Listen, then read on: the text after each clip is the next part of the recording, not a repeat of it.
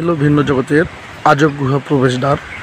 ঠিক আছে, আপনারা যারা এখানে প্রবেশ করবেন এই আজব গুহা প্রবেশ করার জন্য এটা দিয়ে আপনাকে পার হেড 30 টাকা করে টিকিট কেটে প্রবেশ করতে হবে। এবং সেই সাথে যে ভিন্ন জগতের সবচেয়ে উঁচু ব্রিজ এবং স্টিল ব্রিজ যেটা বলি আমরা, সেই ব্রিজ এটা আর কি।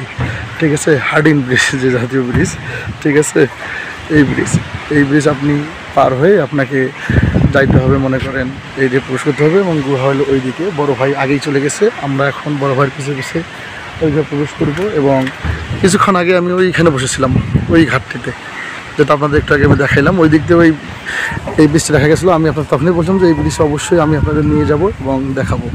তো আমরা ভিতরে প্রবেশ করতেছি আজব গুহা, আপনারা আমাদের সঙ্গেই থাকেন এবং দেখতে থাকেন।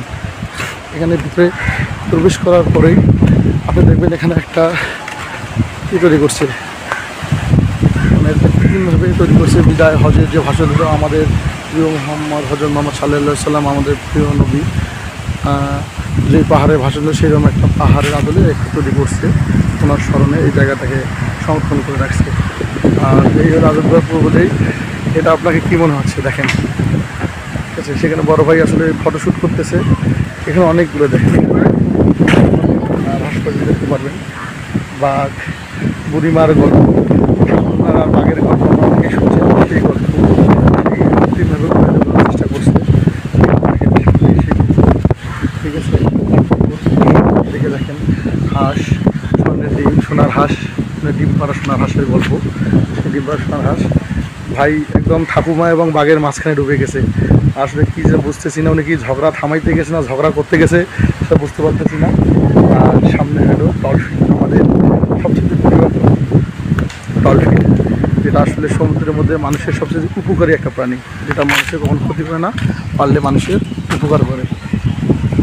এই সেই ডলফিন অবশেষে আমাদের সেই কাঙ্ক্ষিত ভিন্ন জগতের সেই আজব এক গুহা।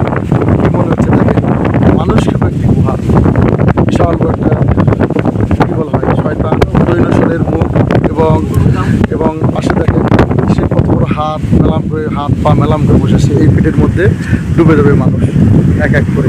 দেখি আমরাও ডুবে যাব আজকে এই আজব গুহায়, এই দৈত্যের পেটে কী আছে দেখার জন্য।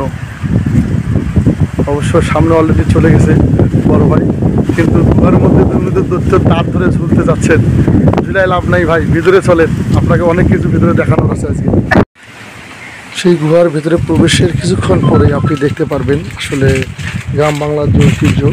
দেখেন খামার, ঠিক আছে, ঢেকিতে ধান ভাঙতেছে, সেই পালকি, বিখ্যাত সেই পালকি, একতারা, তবলা, ঢোল, অনেক কিছুই। আসলে এই যে ঢেকিতে ধান ছাঁটাই করতেছে, সাথে একজন চাল ঝাড়তেছে।